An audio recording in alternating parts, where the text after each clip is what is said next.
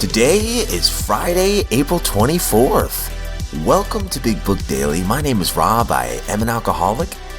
It is a thrill, honor, and joy to be here with you today as we journey through the Big Book of Alcoholics Anonymous and the 12 Steps and 12 Traditions. Today out of the Big Book, we're on Chapter 7, Working with Others. We're on page 100. Out of the 12 and 12, we're on Step 12. We'll read page 123, I believe. And of course, we'll read the 24 hours a day and daily reflection. So with that, hope y'all are doing well this morning, my friends. Life is good over here. It's Friday. We made it. Another work week's about in the books. And the nice thing is, we can start our day over at any time. I love that. We can pivot, right? Speaking of work, I had a work nightmare last night, I should say. And whoa, buddy, it felt so real. I woke up and it's like I didn't remember it, but I woke up stressed. And then finally, I remembered it. So thankfully, after some prayer and a little bit of coffee, I realized, oh man, thank God that was just a dream. So with that, let's go ahead and get to the good stuff.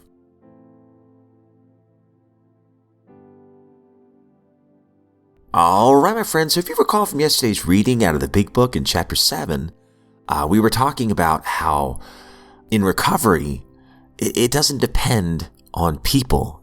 It is dependent upon his relationship with God. The family might not come back. Circumstances might not be perfect.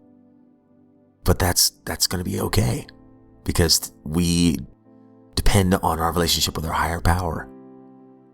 So we are going to build on that on page 100. Both you and the new man must walk day by day in the path of spiritual progress. If you persist, remarkable things will happen. When we look back, we realize that the things which came to us when we put ourselves in God's hands were better than anything we could have ever planned. Follow the dictates of a higher power, and you will presently live in a new and wonderful world, no matter what your present circumstances. When working with a man and his family, you should take care not to participate in their quarrels. You may spoil your chance of being helpful if you do. But urge upon a man's family that he has been a very sick person and should be treated accordingly. You should warn against arousing resentment or jealousy. You should point out that his defects of character are not going to disappear overnight. Show them that he has entered upon a period of growth. Ask them to remember, when they are impatient, the blessed fact of his sobriety.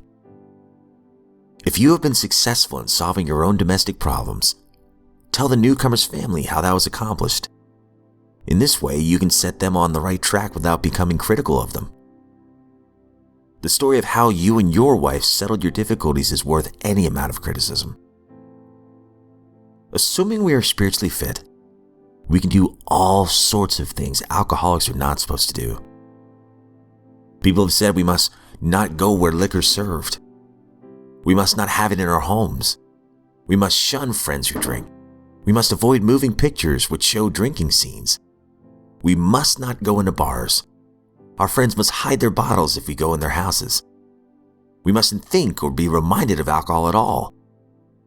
Our experience shows that this is not necessarily so.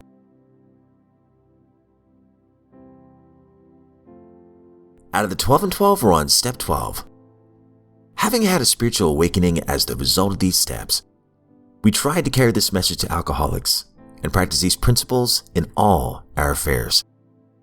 And yesterday, we left off with a line talking about some psychologists here and what they found in common with alcoholics. You're not going to believe this. That those who were under investigation were still childish, emotionally sensitive, and grandiose. Surely not us. So we're going to go ahead and read the rest of page 123. How we alcoholics did resent that verdict. We could not believe that our adult dreams were often truly childish. And considering the rough deal life had given us, we felt it perfectly natural that we were sensitive. As to our grandiose behavior, we insisted that we had been possessed of nothing but a high and legitimate ambition to win the battle of life. In the years since, however, most of us have come to agree with the doctors. We have had a much keener look at ourselves and those about us. We have seen that we were prodded by unreasonable fears or anxieties into making a life business of winning fame, money, and what we thought was leadership. So false pride became the reverse side of that ruinous coin marked fear. We simply had to be number one people to cover up our deep-lying inferiorities. In fitful successes, we boasted of greater feats to be done. In defeat, we were bitter. If we didn't have much of any worldly success, we became depressed and cowed. Then people said that we were of the inferior type.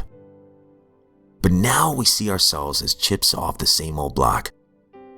At heart, we had all been abnormally fearful. It mattered little whether we had sat on the shore of life drinking ourselves into forgetfulness or plunged in recklessly and willfully, beyond our depth and ability. The result was the same. All of us had nearly perished in a sea of alcohol.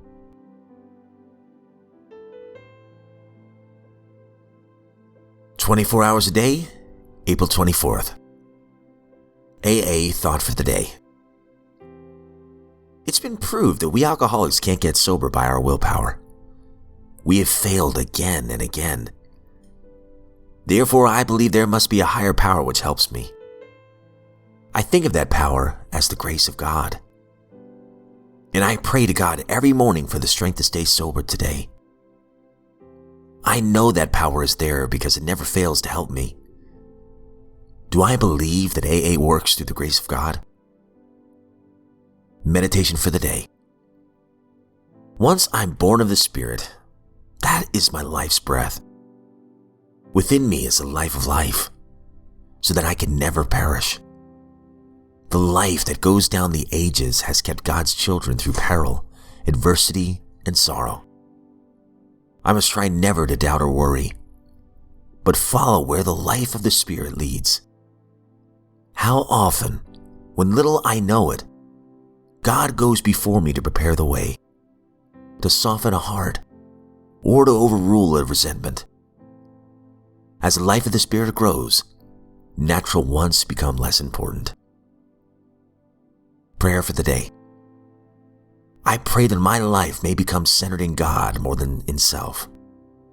I pray that my will may be directed toward doing His will.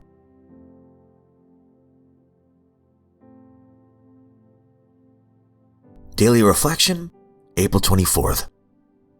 Learning to love ourselves.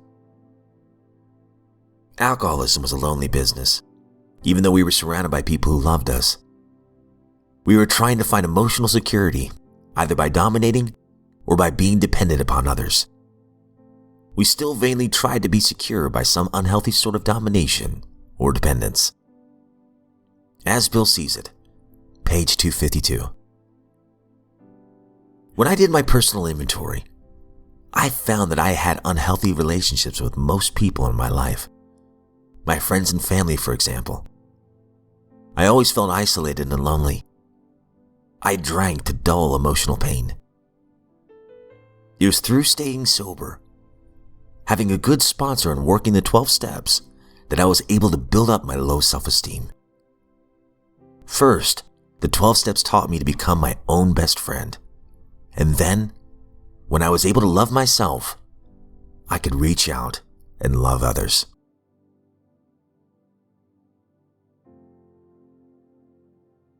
All right, my friends, that concludes today's reading and some beautiful stuff. I love that daily reflection.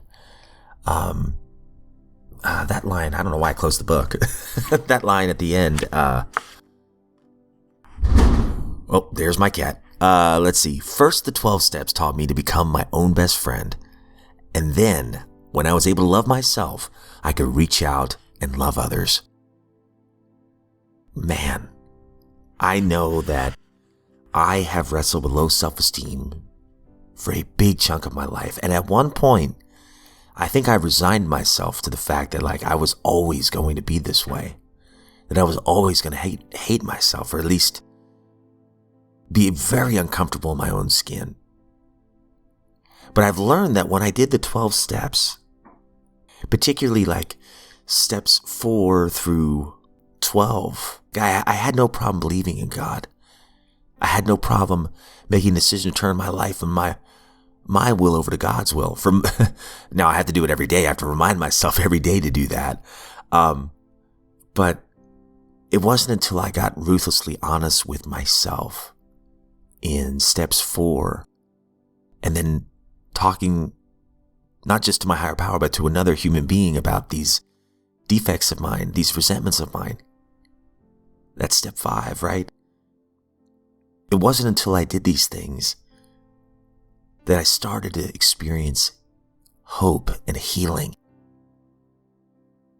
Because I realized that my fears that had been built up for years were just false evidence appearing real. I've said it a million times. The first time I did my 5th step, I was so afraid of what people would think of me, what my trusted friend that I was about to do my 5th step would think of me. And when I finally told him everything, because I kept remembering half measures availeth nothing, he didn't really react like I thought he would. He wasn't as repulsed as I thought he would be. And then he shared his experience, things he'd been through and was still going through. And he thanked me for trusting him. We prayed together, and that fear melted away. That was like the beginning of where I started feeling this whole spiritual awakening or spiritual experience that step 12 talks about. I started experiencing it right then. And then when I made my direct and indirect amends to people back then, I started feeling it some more. And then working with others, step 12, I started feeling it some more. And of course, taking that personal inventory in step 10 and praying and meditating. So the thing I'm trying to say is, when I work the 12 steps and I continue to work them, because I'm a human being and I make mistakes every single day. And I'll be honest with you, I have to battle selfishness every single day. Thank God they say progress over perfection, right? But when I do these things, I've learned, and it's taken time and some work, I've learned that that man that I see in the mirror is not a piece of crap. He's not perfect, but he's perfectly human. And if I can extend grace to myself, when I see somebody else wrestling with self-hatred, and I always heard, if you spot it in somebody, you got it. If you spot it, you got it. When I see my fellow man just hating himself for who he is, I can say to him, and actually mean it, hey, you're not perfect, and that's okay. You're perfectly human. Let's strive for progress, okay? Let's take this one step at a time. When I can begin to love myself, I can extend that loving hand to somebody else. I never really understood that, but I have learned that to be true. Don't get me wrong, I loved other people. At times I felt like I loved other people more than myself. But again, when I see that suffering alcoholic who hates himself, now through my own pain, I can say I've been where you're at. And if you'll allow me to do this, I can help you. We can do this together. Great stuff.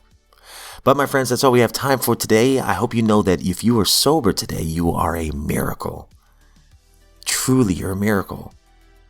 Because as I think it was the Big Book of the 12 and 12 said, willpower wasn't enough. Self-knowledge was not enough for us alcoholics. It had to come from a power greater than ourselves. And you are living proof of that power by being sober today. So thank you, and you're giving a great gift to those around you, and you have a unique superpower to help the next suffering alcoholic. And if you're not sober today, I hope you know that you're a miracle as well, because you're alive and you have great worth, and you're worthy of recovery, and you're worthy of love. I pray that you get the help that you need today, and you don't have to do it alone. There are people dying to help you. And by letting them help you, you're helping them. Go figure. And as always, my friends, I don't speak on behalf of AA, NA, Al-Anon, any other sect. I am just a joyful drunk in this lifeboat of recovery. Honored to be here today. If you ever want to send us your experience, strength, and hope as my cat falls off a shelf, she's okay. Send us an email at bigbookdaily@gmail.com. I would love to hear from you, and I would be honored to carry your message on the show. But with that, if we were given another set of 24 hours, I sincerely look forward to seeing you right back here tomorrow.